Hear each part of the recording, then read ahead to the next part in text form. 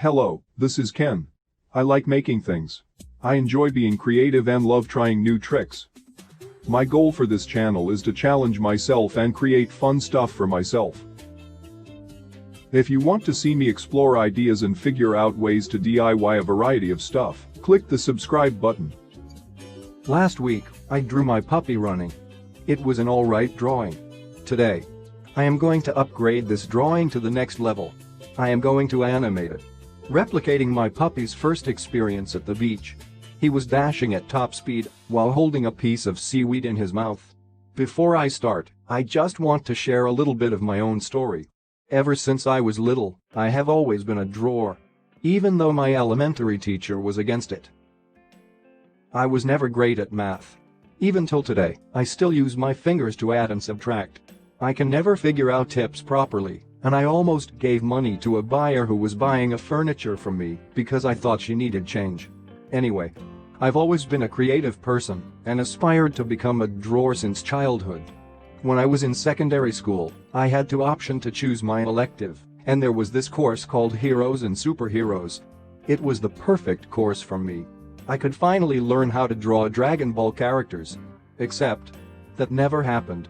Destiny has once again rejected my dream of becoming a drawer. I still remember being very confused when I entered the classroom. The room was filled with computers and did not have any drawing materials. Turns out, this class was not a drawing class, but a 3D animation class. This was a blessing in disguise because I fell in love with 3D animation because of this class. My first animation wasn't very good, but by the end of the semester, I had already modeled a Gundam.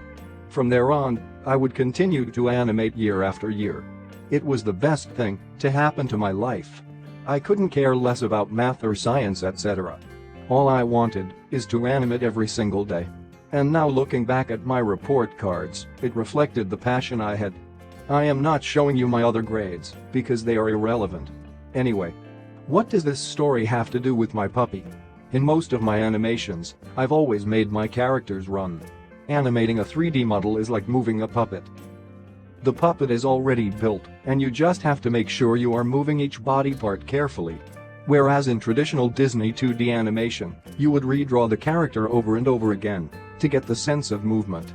In this case, when I drew my puppy last week, I purposely drew it in segments, separating each body part, so I can move them individually like a 3D model, rather than redrawing my puppy multiple times. Long story short, I am going to approach it more like a 3D animation than a 2D one. So, can I make it? Before I start, let's look at my running puppy again.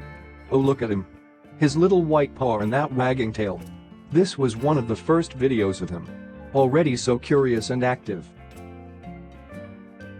Here he is, running after a ball. He was like a curious hopping beanbag. One of the things we used to do is that we would run back and forth at home. Haha, he was so silly.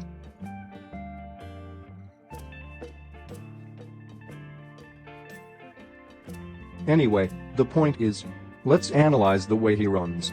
First thing I notice are his floppy ears.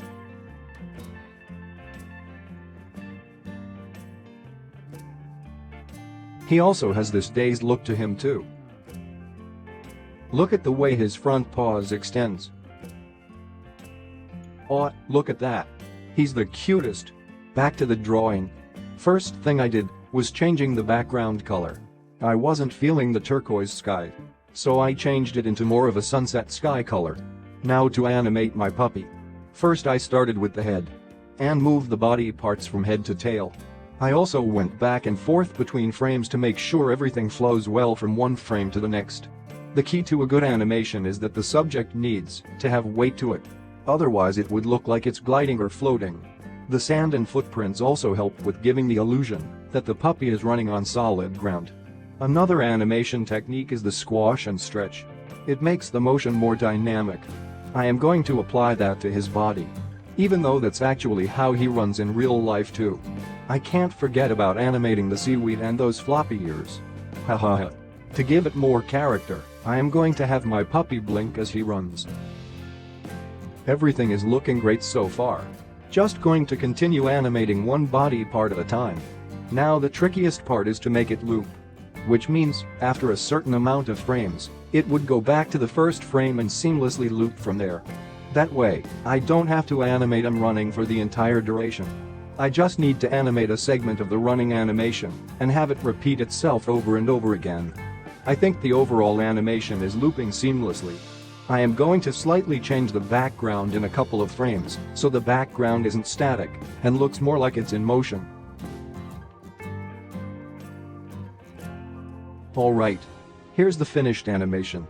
Let's see how it looks and see if the running animation looks convincing. It looks amazing. What do you think? Let me know down below. I think I captured his spirit quite well. I love how the seaweed bounces and his little blink. This is my first time doing 2D animation on my iPad. Not too bad. I hope you enjoyed this video. Give this a like and leave a comment if you want. Subscribe if you want to see me explore more creative ideas. I can make it, so can you.